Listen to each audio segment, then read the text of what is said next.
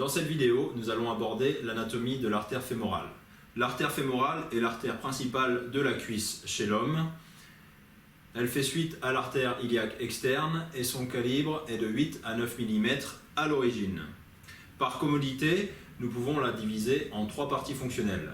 L'artère fémorale commune, tout d'abord, qui est en quelque sorte l'artère du hile de la cuisse et qui, de par sa situation en avant de l'articulation coxofémorale, possède une structure parfaitement adaptée aux contraintes mécaniques qu'elle subit lors de la flexion-extension répétée de la hanche.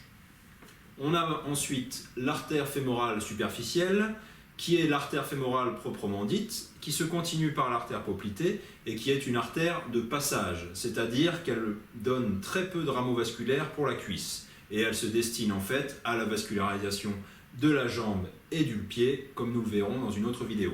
Et troisièmement, enfin, nous avons l'artère fémorale profonde, qui est l'artère véritablement nourricière de la cuisse et qui donne donc la majorité des rameaux vasculaires pour les tissus de la cuisse. De par sa situation superficielle à l'origine, l'artère fémorale présente un triple intérêt clinique, paraclinique et chirurgical. D'un point de vue clinique, tout d'abord, c'est l'artère du pouls fémoral. Et on peut également réaliser un point de compression à son origine dans les gestes de premier secours.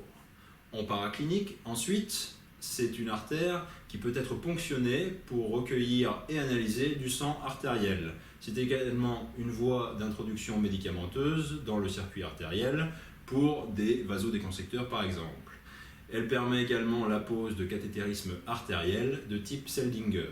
En chirurgie, enfin, outre les interventions directes sur l'artère, dans les cas d'artérite oblitérante du membre inférieur par exemple, elle permet la réalisation de circuits extracorporels en chirurgie cardiaque et également la réalisation d'hémodialyse périodique.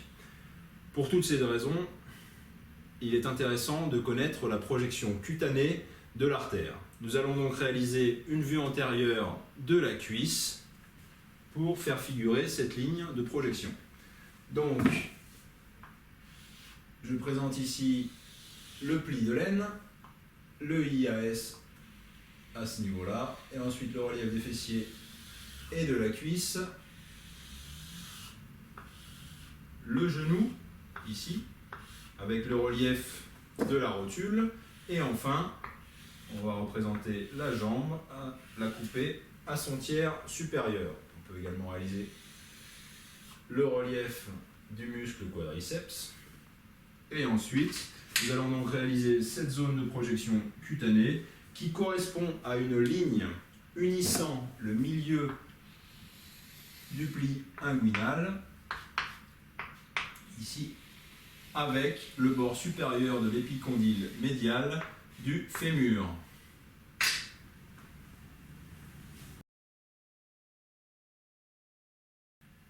Nous allons maintenant aborder l'origine, le trajet et la terminaison de l'artère fémorale. Pour ce faire, nous allons réaliser une vue antérieure du cadre osseux de la cuisse. Donc, je vais orienter le schéma comme suit. Le crâne est vers le haut et là, on a le côté droit de l'individu. Donc tout d'abord, je vais réaliser un petit trait de construction pour le fémur. Je vais tracer une ligne verticale unissant le centre de la tête fémorale avec l'épiphyse distale du fémur. Ensuite, je réalise ma tête fémorale, le bord inférieur du col du fémur, puis le bord médial de la diaphyse fémorale qui rejoint l'épiphyse distale du fémur. On a ici le tubercule du troisième adducteur qui va nous intéresser pour notre schéma. On a ensuite le bord supérieur du col du fémur, le grand trochanter avec sa fosse trochantérique, sa face supérieure ici, sa face antérieure, et ensuite le bord latéral du fémur qui rejoint le condyle latéral du fémur, voilà, comme ceci. En avant des deux condyles fémoraux, on retrouve la surface trochléenne qui va répondre avec la face postérieure de la rotule, ici, et en dessous de l'épiphyse distale du fémur, on retrouve les condyles tibiaux avec la tubérosité tibiale qui donne insertion au ligament patellaire. On voit ici en dehors la tête de la fibula. Et ensuite, on peut réaliser ici la ligne intertrochantérique, le petit trochanter, et on passe ensuite à l'os coxal. Donc, je réalise ici la ligne ou le cintre cervico-obturé, qui correspond à une ligne arciforme fictive réunissant le bord inférieur du col du fémur avec le bord inférieur de la branche supérieure du pubis et qui correspond à un repère radiologique important. On représente ensuite le foramen obturé qui est limité en arrière par l'ischion et en avant par la branche descendante du pubis. On a ensuite ici la ligne innominée, le cotyle qui contient la grande majorité de la tête fémorale, le sourcil acétabulaire. Ensuite, au-dessus, on a l'épine iliaque antéro-inférieure, l'échancrure interépineuses, puis l'épine iliaque antéro-supérieure ou EIAS.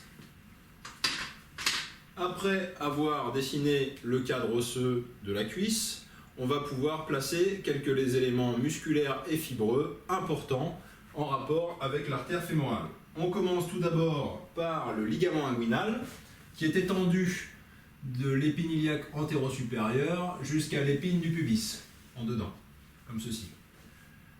Ce ligament va délimiter avec l'os un espace qu'on appelle l'arcade inguinale qui va être divisé en deux par le ligament iliopectiné ou la bandelette iliopectinée. Donc deux lacunes, une lacune neuromusculaire et une lacune vasculaire. Dans la lacune neuromusculaire, on retrouve le tendon terminal du muscle iliopsoas, qu'on va représenter ici, qui va se terminer sur le petit trochanter.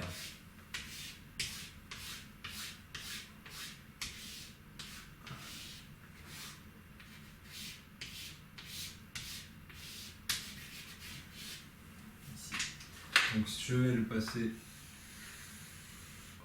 voilà, on fait ressortir son relief.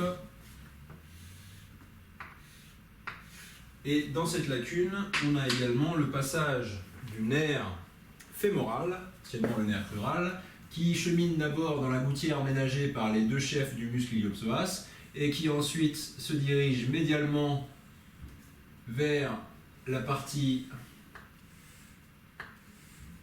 médiale de la lacune neuromusculaire. Voilà. Et quand le muscle passe dans cette lacune neuromusculaire, le nerf est clairement à la partie médiale. La lacune vasculaire va contenir l'artère et la veine fémorale, comme on va le voir juste après, mais avant, on va placer les muscles adducteurs. Donc on va commencer par le pectiné, dont l'insertion d'origine se fait sur le pecten du pubis, et il va se terminer au niveau de la partie postérieure du corps du fémur, c'est-à-dire sur la ligne âpre, au niveau de la ligne pectinée. Ici. On aura en dessous, légèrement en arrière de lui, le muscle long adducteur, voilà, qui commence à la jonction entre branche montante et branche descendante du pubis et qui se termine à la face, au bord postérieur du fémur, au niveau du tiers moyen de la diaphyse.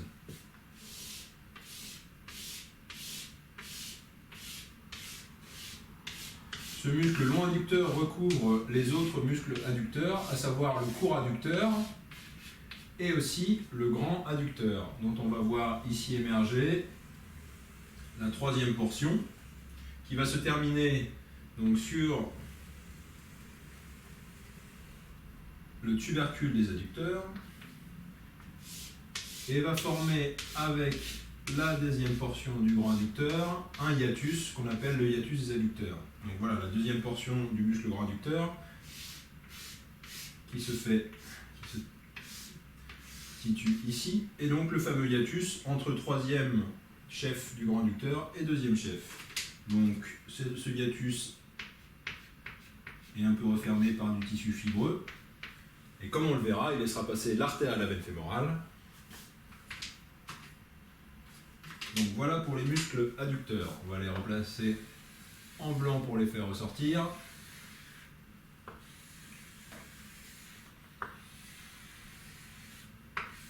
Comme ceci. Voilà.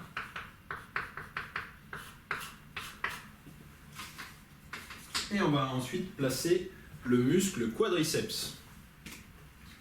Donc c'est une coupe du muscle quadriceps qu'on va réaliser, et surtout on va écarter le chef médial du quadriceps pour permettre de continuer à voir le plan des adducteurs.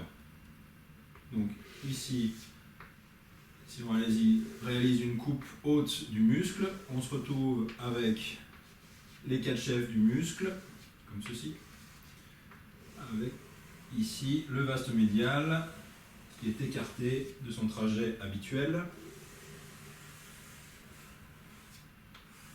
Voilà. On va représenter comme ceci.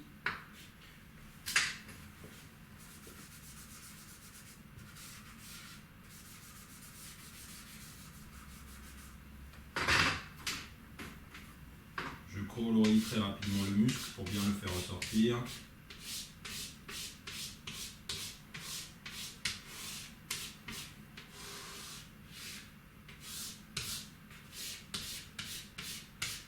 Bon, je ne fais pas figurer ici le détail de son tendon terminal, qui est beaucoup plus complexe que ce que je représente, mais c'est pour rester schématique, voilà, comme ceci, pour représenter le relief des différents chefs du muscle. Donc ici le droit fémoral, le vaste médial, le vaste latéral et le vaste intermédiaire. Voilà. Comme ceci.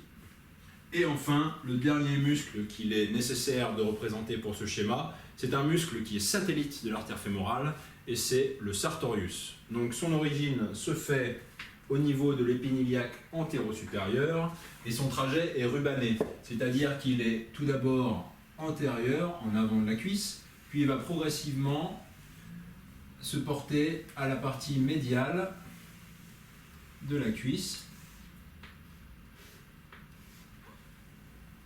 et progressivement se postérioriser au niveau du condyle, puis revenir en avant pour se terminer sur la surface d'insertion des muscles de la patte doigt, car il fait partie des muscles de la patte doigt. Voilà, comme ceci. Donc le sartorius, qui croise donc en X l'artère fémorale sur son passage, et qui est donc l'artère, comme on l'a dit, le muscle, pardon, satellite de l'artère. Le croisement entre l'artère et muscle sartorius se fait vraiment au milieu de la cuisse, et en fait, ce croisement va délimiter deux espaces supérieurs par lesquels va passer l'artère et deux espaces inférieurs. Donc l'artère fémorale, on va maintenant pouvoir la représenter à travers les 5 espaces qu'elle va traverser. Donc elle va tout d'abord naître au niveau de la lacune vasculaire de l'arcade inguinale. À ce niveau-là, elle est comprise avec la veine fémorale qui a un trajet inverse dans une gaine vasculaire qui relie, donc qui maintient ensemble ces deux vaisseaux. Et cette gaine vasculaire s'étend un peu plus en dedans, et elle délimite donc 3 cloisons, dont la troisième cloison médiale contient parfois le ligament lacunaire, anciennement ligament de Cloquet. Et plus en dehors de cette gaine vasculaire, on retrouve le ligament de Cooper, le ligament lacunaire de Gimbernat. Voilà, comme ceci. Donc ça, c'était les rapports à l'origine. On peut noter également que à ce niveau-là, la veine fémorale reçoit la crosse de la grande veine saphène. Ça aura une importance pour le schéma suivant. Donc ensuite, après avoir traversé la lacune vasculaire, l'artère fémorale se retrouve dans le trigone fémoral, où elle est en contact à la partie postérieure avec le muscle pectiné. Et en avant, elle est recouverte par le fascia criblé. On ne représentera pas le fascia criblé ici, mais vous pouvez en savoir plus sur la vidéo sur le triangle de Scarpa. Donc ensuite, elle va traverser le trigone fémoral jusqu'à son sommet inférieur, puis se retrouver sous le muscle sartorius, qu'elle traverse, et tout de suite après avoir croisé le muscle sartorius, elle va pénétrer dans le canal des adducteurs, donc qui est formé en dehors et en avant par le vaste médial, en dedans par le troisième chef du grand adducteur, et en arrière par le long adducteur et le deuxième chef du muscle grand adducteur. Et en avant, elle est également recouverte par le fascia subsartorial qu'on appelait anciennement l'aponévrose de Hunter, ici. Donc fascia subsartorial car le muscle sartorius la recouvre. Voilà, donc c'est la quatrième région que parcourt l'artère. Et une fois qu'elle a traversé le canal des adducteurs, l'artère fémorale se retrouve au niveau du hiatus des adducteurs qu'elle va traverser d'avant en arrière pour se trouver à la face postérieure de la cuisse et du genou où elle devient artère poplitée. Donc la terminaison de l'artère fémorale se situe ici. Dans cette vidéo, on ne rentrera pas dans les détails des rapports de l'artère, mais on va au moins montrer les rapports qu'il y a entre l'artère et la veine. Donc la veine, elle, la veine fémorale naît de l'artère poplitée, de la veine poplitée pardon, après son passage dans le creux axillaire. Non, n'importe quoi. Donc la veine poplitée naît. Donc la veine fémorale naît de la veine poplitée après son passage dans le hiatus des adducteurs. Elle est tout d'abord latérale par rapport à l'artère, puis elle va progressivement se postérioriser, puis devenir médiale,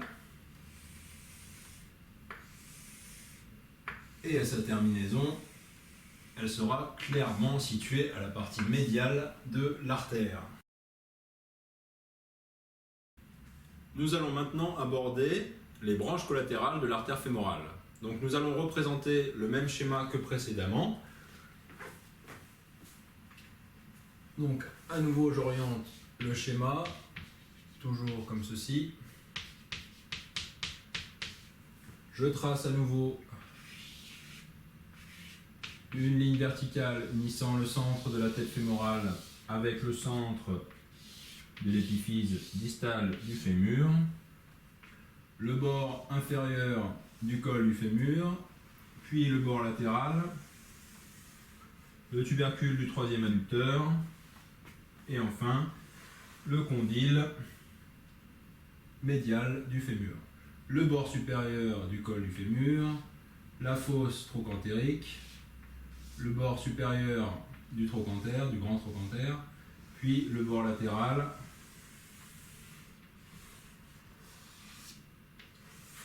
du fémur, la rotule à la face antérieure des condyles fémoraux, la ligne intertrochantérique, le petit trochanter,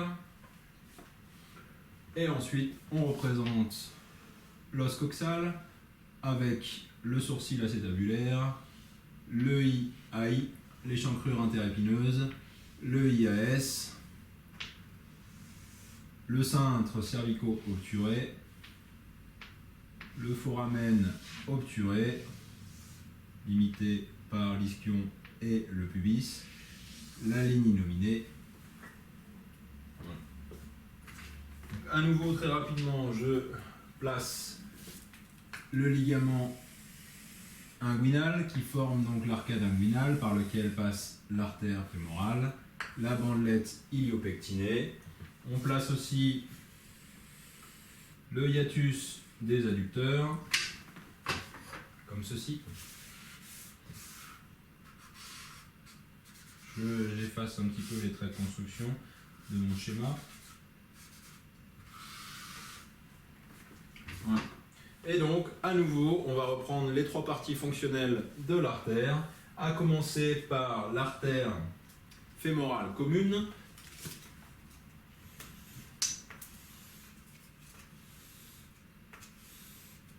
Comme ceci, qui est accompagnée à ce niveau-là par la veine fémorale, qu'il est important de représenter pour ce schéma, voilà, avec la crosse de la grande veine saphène.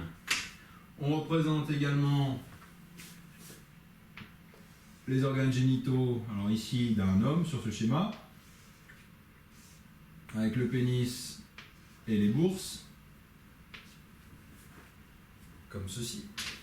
Et on va maintenant pouvoir placer les 4 branches collatérales de l'artère fémorale commune. Alors, naissant à 1 cm au-dessous du ligament inguinal, on a l'artère iliaque circonflexe superficielle qui se dirige latéralement en haut et qui va aller vasculariser les teguments de la région antérolatérale de l'abdomen. On a ensuite l'artère épigastrique inférieure superficielle qui, elle, se dirige médialement en haut vers l'ombilic et donc elle se ramifie et vascularise les teguments de la région ombilicale. On a ensuite 2 artères qui se destinent aux organes génitaux externes. L'artère pudendale externe superficielle qui passe en avant de l'artère de la veine fémorale et au-dessus de la crosse de la veine saphène, se dirige en dedans vers le pubis et la verge chez l'homme, les grandes lèvres et clitoris chez la femme.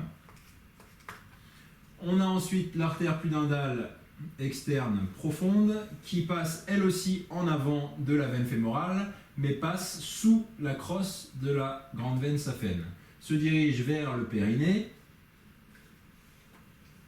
et rejoint également le scrotum chez l'homme et les grandes lèvres chez la femme, qu'elle vascularise. Voilà pour les 4 branches collatérales de l'artère fémorale commune. À savoir que ces 4 branches sont superficielles car elles traversent toutes le fascia criblé. À l'exception peut-être de la dernière qu'on a décrite, donc la pudendale externe profonde, qui, même si elle traverse un temps à son origine le fascia criblé, elle revient très rapidement en profondeur pour aller vasculariser les teguments donc du périnée et du scrotum des grandes lèvres chez la femme, scrotum chez l'homme. On a ensuite l'artère fémorale superficielle, qui est, comme je l'ai déjà dit, l'artère fémorale proprement dite.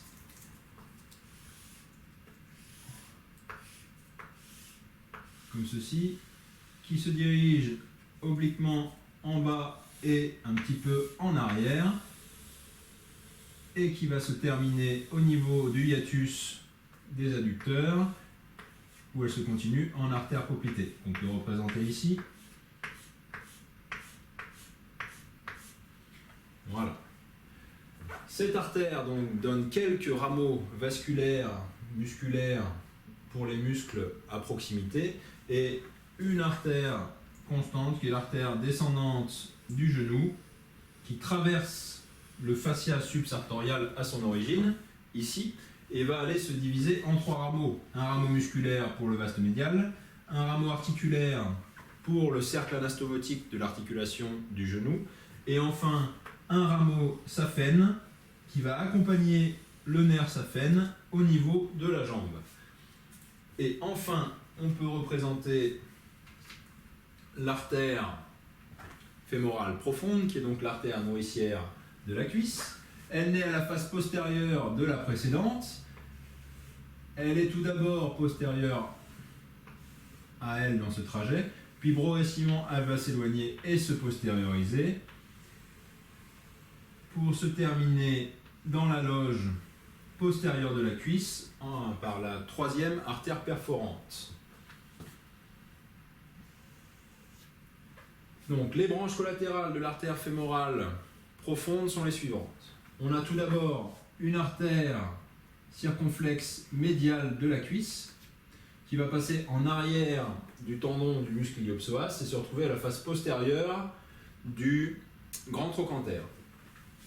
Elle va donner au passage des rameaux articulaires pour l'articulation coxo-fémorale, puis va se diviser en 3 branches. Une branche ascendante,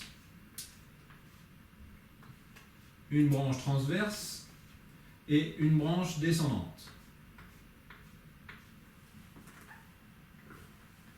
On aura ensuite une artère circonflexe latérale de la cuisse qui va se diriger en dehors également, mais se retrouver à la face antérieure du grand trochanter, et elle va se diviser en 2 branches. Une branche transverse qui va s'anastomoser avec son homologue médial, et une branche ascendante qui va s'anastomoser avec son homologue ascendante de la circonflexe médiale de la cuisse. Le rameau ascendant de la circonflexe latérale donnera également des branches collatérales articulaires pour l'articulation de l'articulation coxo-fémorale, l'articulation de la hanche. On a ensuite l'artère du quadriceps qui naît parfois d'un tronc commun avec la circonflexe latérale et qui se destine donc à la loge antérieure de la cuisse et donc qui vascularise principalement le muscle quadriceps. Donc on a 4 branches musculaires qui vont naître et qui vont rejoindre chacun des corps du muscle. Et ensuite, on a le système des artères perforantes. Donc on a 3 artères perforantes. On a déjà parlé de la 3e. Il nous reste à parler de la première artère perforante ainsi que de la 2e. Voilà. Elles vont passer à la partie postérieure de la cuisse et se ramifier en 4 branches. Donc une branche descendante et une branche ascendante. Et ces branches ascendantes et descendantes vont former une arcade qu'on appelle l'anastomose cruciforme, qui est située donc à la partie postérieure de la cuisse, dans la loge postérieure. On aura également des rameaux musculaires pour les muscles de la loge postérieure de la cuisse et des rameaux nerveux. Voilà. Donc, on va regarder ça de plus près, cette répartition des artères perforantes, sur un schéma, sur une coupe passant en dedans, donc une coupe parasagittale passant en dedans du fémur, à peu près au niveau justement des artères perforantes. Donc, pour ce faire, on va représenter ici, en coupe, la branche supérieure du pubis, la branche inférieure du pubis, la membrane obturée et les différents muscles de la loge postérieure de la cuisse. Non, les muscles adducteurs, pardon. Donc on va tout d'abord avoir le muscle pectiné, en dessous duquel on va retrouver le muscle long adducteur, comme ceci, en arrière duquel on va retrouver les 2 chefs du muscle court adducteur, en arrière duquel on va retrouver les 3 chefs du muscle grand adducteur, à savoir que le 3e chef s'insère donc sur le tubercule des adducteurs et l'espace situé entre 2e chef et 3e chef du muscle grand adducteur est le hiatus des adducteurs par lequel va s'engouffrer l'artère fémorale superficielle et elle va devenir artère poplitée. Donc on va représenter ces différentes artères. Tout d'abord à l'origine, on a donc l'artère fémorale commune qui va se diviser en ces 2 branches à 4 cm en dessous de son origine. Donc une branche superficielle qui se termine au niveau du hiatus des adducteurs et se continue en artère poplitée, ici.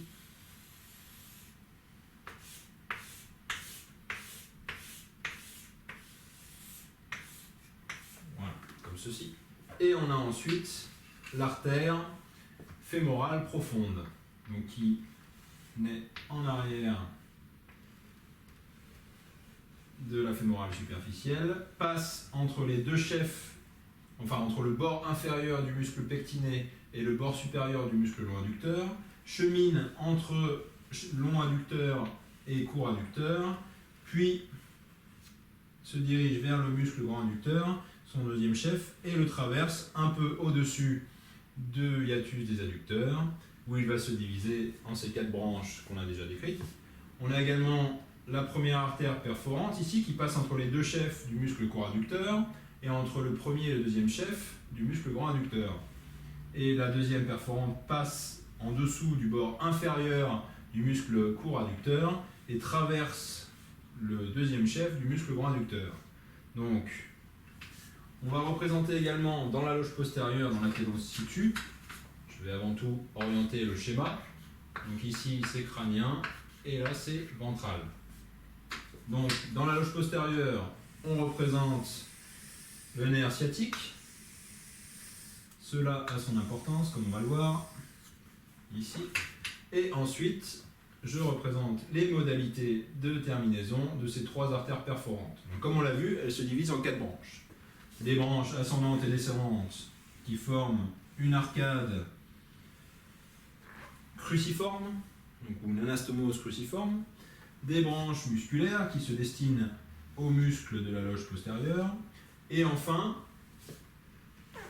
des rameaux nerveux qui s'approchent du nerf sciatique et se divisent en 3 branches, donc ascendantes et descendantes, qui forment une deuxième arcade, une arcade périnerveuse. Et donc la troisième branche de ce rameau nerveux est une branche qui perfore la gaine du nerf et se retrouve donc au cœur du nerf, où elle se divise également en 2 branches, ascendantes et descendantes, ce qui forme à nouveau une nouvelle arcade intranerveuse, intrasciatique. Donc 3 arcades, une arcade cruciforme, une arcade périnerveuse, périsciatique, et une arcade intranerveuse ou intrasciatique. Donc l'arcade cruciforme s'anastomose en bas avec l'artère poplitée, elle s'anastomose également en haut avec l'artère glutéale inférieure. Et l'artère glutéale inférieure donne également un rameau pour le nerf sciatique, donc la branche sciatique du glutéal inférieur, qui s'anastomose avec l'arcade périnerveuse. Donc ici c'est la glutéale inférieure. Donc c'était les branches collatérales de l'artère fémorale. Si cette vidéo vous a plu, pensez à la partager et à laisser un petit pouce levé, ça fait toujours plaisir. Et si l'anatomie humaine vous intéresse, abonnez-vous à ma chaîne et rejoignez-moi sur les réseaux sociaux dont les liens doivent s'afficher par là ou par là, je ne sais pas. Merci!